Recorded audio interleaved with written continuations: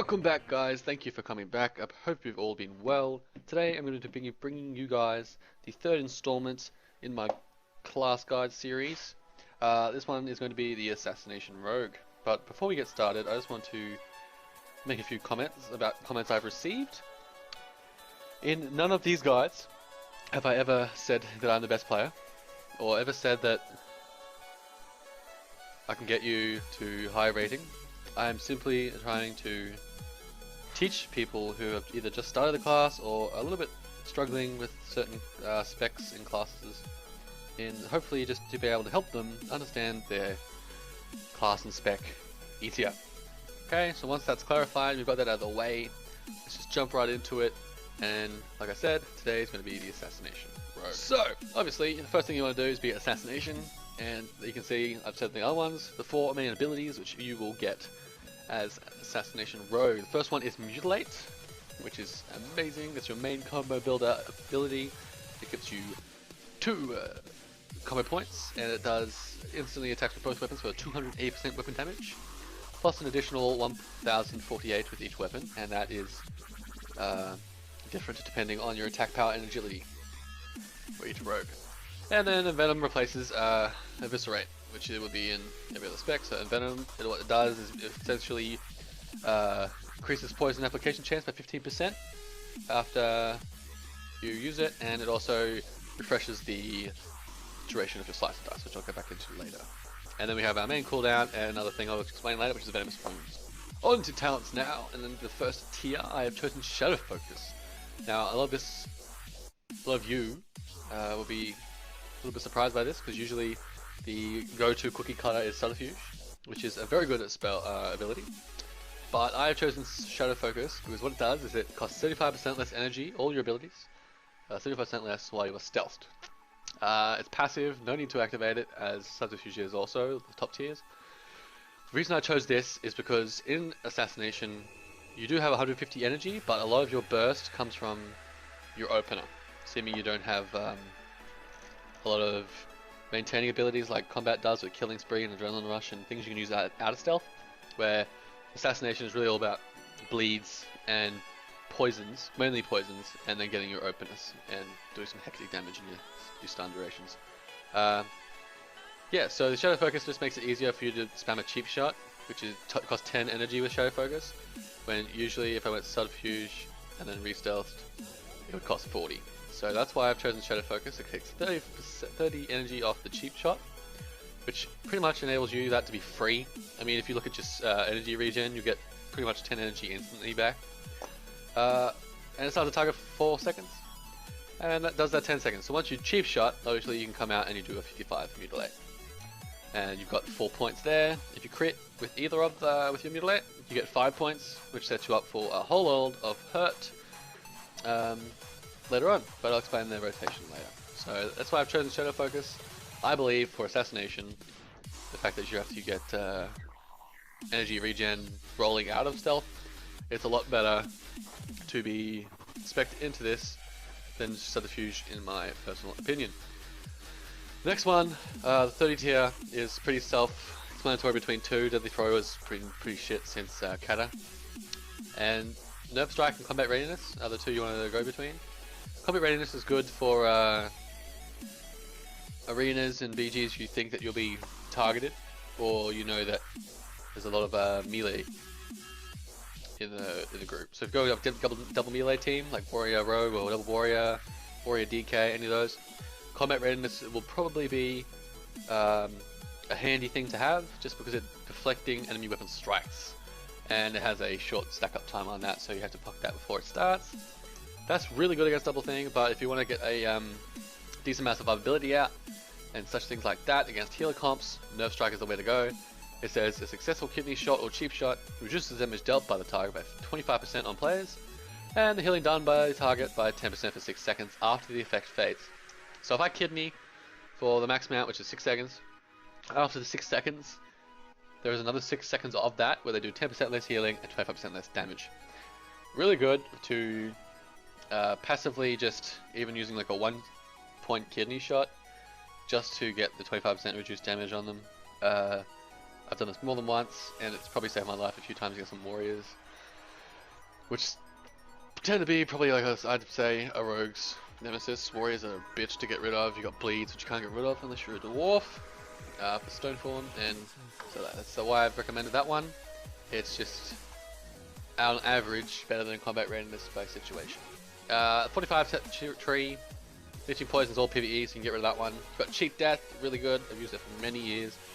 In Kata all the way up to about halfway through Mott, and what it does is just basically a attack that would bring you below 10% of your maximum health.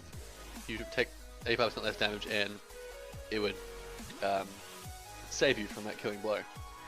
And then the other one is elusiveness, which pretty much means whenever you faint, which automatically reduces your AoE effects by 50%, it also decreases the amount of damage taken overall by 30% for 5 seconds. And it only costs 20 energy, so you can pretty much, I've got 3 seconds there, and I've already been full energy. So I use that, I'm full by the time it hits 3 seconds. So you pretty much just spam it constantly and have a full 30% damage reduction. And close up the nerve strike, another 25%. You're getting somewhere. On to the level 61s now. I have chosen Burst of Speed, just because ever since I've been using this, I tend to find it's really hard to live without. The movement release from this, it removes you from all slows and roots, not roots, all slows. So free, Mage Frostbolt slow, Mage Frost Armor slow, Warrior's Hamstring, any slows, just get you out of those instantly. Really good to get away, really. And Shadow Step obviously is the one that most people recommend, which pretty much just teleports you behind the target and increase movement speed for a short time. But I would say that the whole 60 row would be pretty much purple, and I would say pretty much the whole 60 row would just be personal preference. But yes, Burst of Speed is greatly incorporated. 15 energy between 2 assassination spec, makes it good, gets you around, makes you apply more poisons to people quicker, and gets you those kills. Onward. So 75 tree here, we've got Prey on the Weak, which is really handy. Dotrix is useless, and Paralytic Poison. I have personally chosen Paralytic Poison, just due to the fact that it has a shiv effect of a root for 4 seconds, where one thing that a rogue has is a slow, but they don't really have anything else to keep you standing still, unless they want to stun DR you, which would be pretty much used to go for the kills. So the extra shiv effect for the root for 4 seconds is really handy for peels and for even just getting away yourself, just shiving and then just lossing, getting a re-stealth and stuff like that. Really handy, love it. But the big thing is, once it stacks up to 4 stacks, you get a stun on the target, which doesn't DR with the normal stun bracket. So Kidney, Cheap and that don't DR with Paralytic Stun. So you can essentially get lucky on that, go Cheap, Mutilate, Rupture, obviously you do your rotation, let's say you do a 5-second Kidney shot. By the time that Kidney ends, you get a 4 stacks of this. Probably happens a lot before that, but let's just say it happens. And you get another 4 seconds on that. So essentially if you got lucky and chained it well, you can get a 10-second stun for free. Out of nowhere. Really handy thing. And the Prey on the Weak one pretty much just means what they want is Kidney, Cheap, Gouge, Sapped or Blind. They suffer 10% increased damage from all of the duration of the effect. Really handy if you want to Kidney just for deeps, or Cheaps opener with your Cheap shot, stuff like that. There is a glyph that I believe does blind. There you go. So no, that's not it. There we go. That's the other dirty tricks, which doesn't matter. Never mind.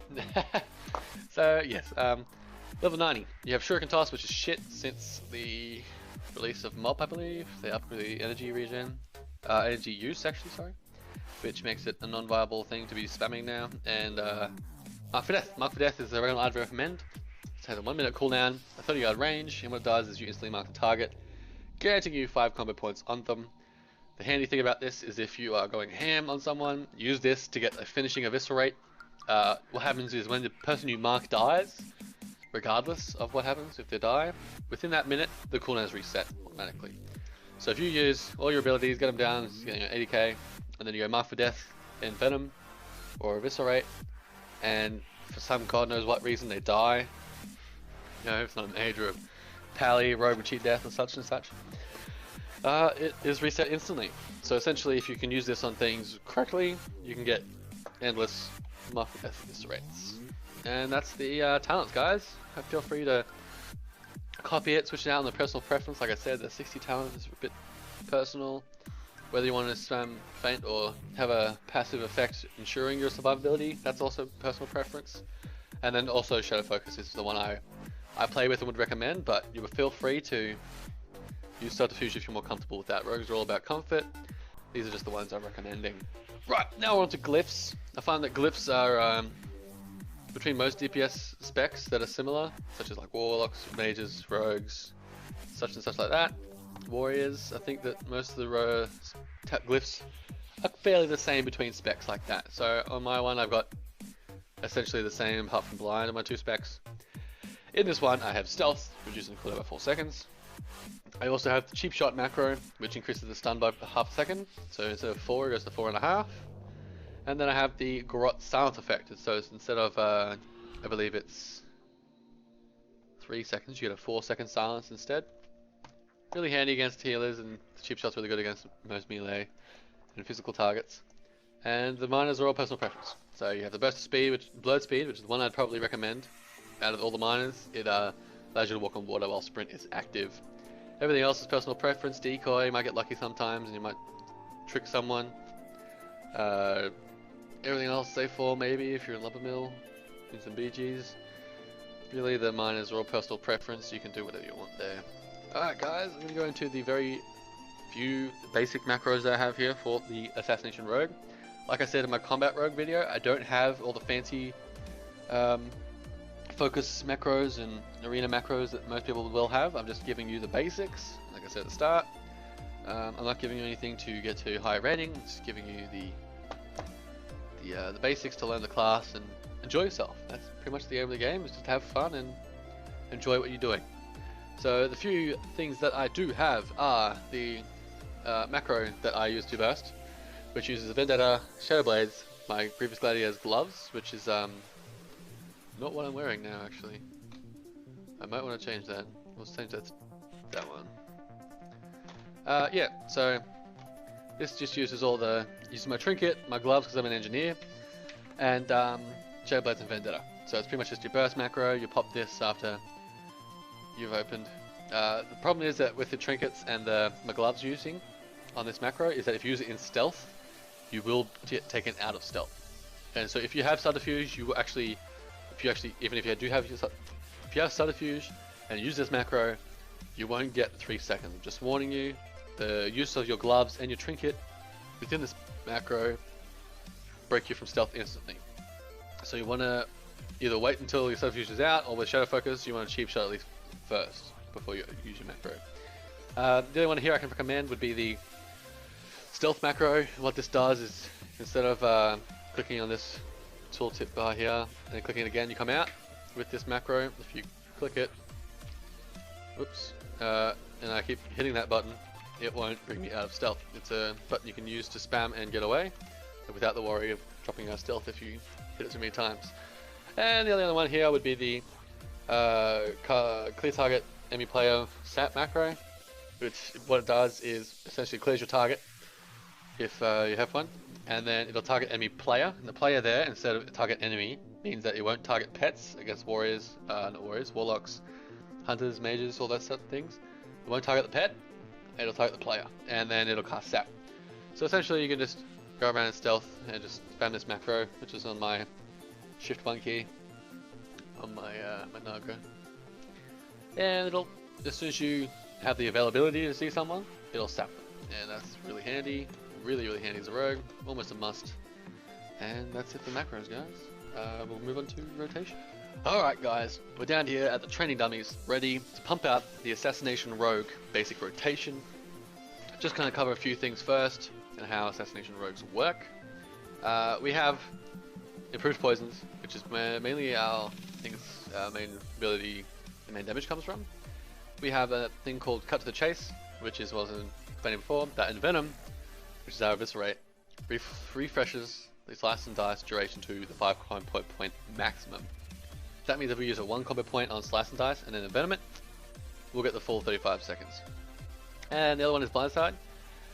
Forming a successful Mutilate, 30% chance that you'll have a free dispatch costing no energy. So dispatch is a massive hit that does 645% weapon damage after they hit 35% health, and it provides combat point. Really good. It's like a spam execute. Really good.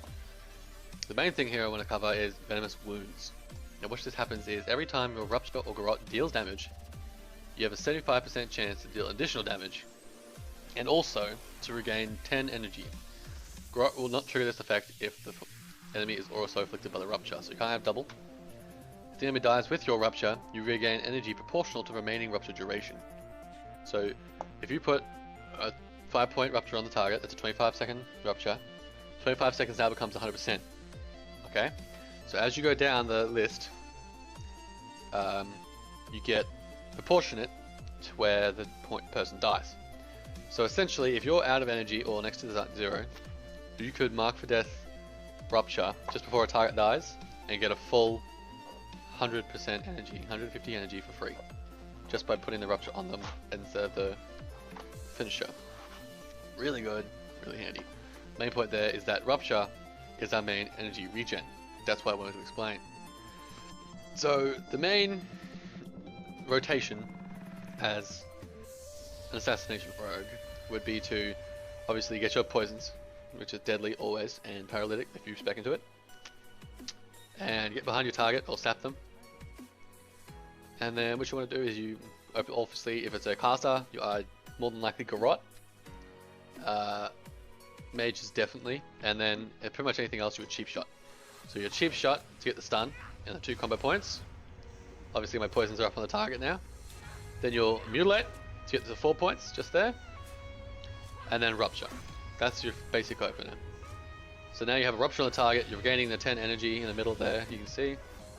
Once that is open, that's why I like the Shadow Focus, is you just get your energy rolling straight away.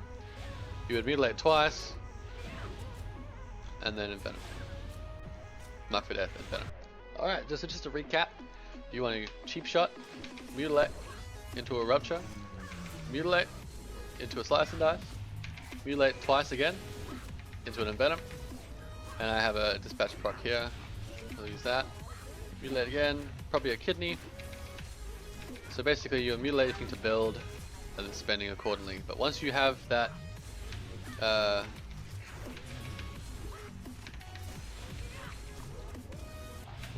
Rupture up, you want to maintain that, and the only thing you have to worry about once you've done the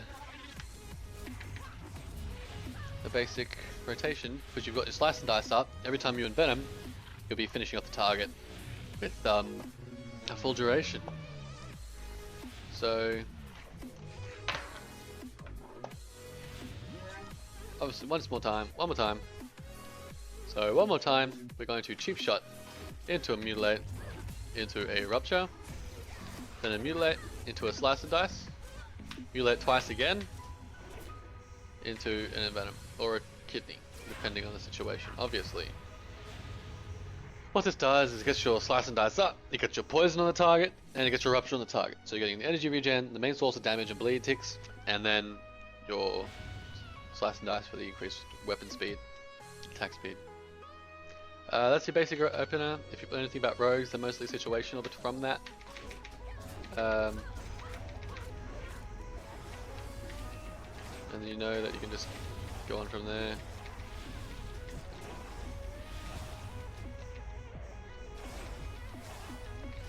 can do a little shiv.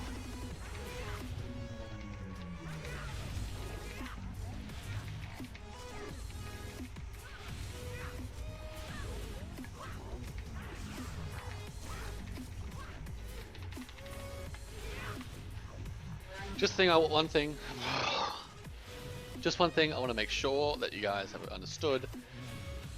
Poisons are your main source of bleed damage. I'm going 35 to 50k ticks. Always keep a Rupture on the target. It's like in a sub spec, if you know that one, you always keep your Slice and Dice up to keep your energy regen high. Same thing with this. You want to keep your Rupture on the target as much as possible.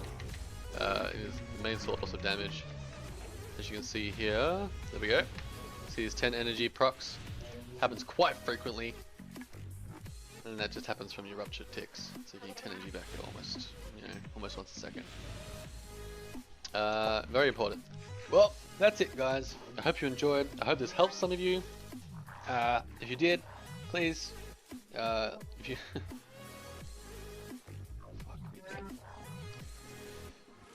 Well, that's it. That's all the basics to an Assassination Rogue. If I helped you, or you enjoyed this video, please leave a like. If you're interested in any of the following classes, which I will be bringing out next, please subscribe. The next one in the series will be the Windwalker Monk, and I'll be moving on to the Marksman Hunter, and then the Elemental Shaman, and probably a sneaky bonus at the end there. At the end of the series, I might do another one I'm just leveling. If you're interested in those, subscribe. We're going to bring those videos out very, very soon, I promise. Anyway, thanks for watching. Thanks for sticking around this long, and I'll see you next time, guys. See you.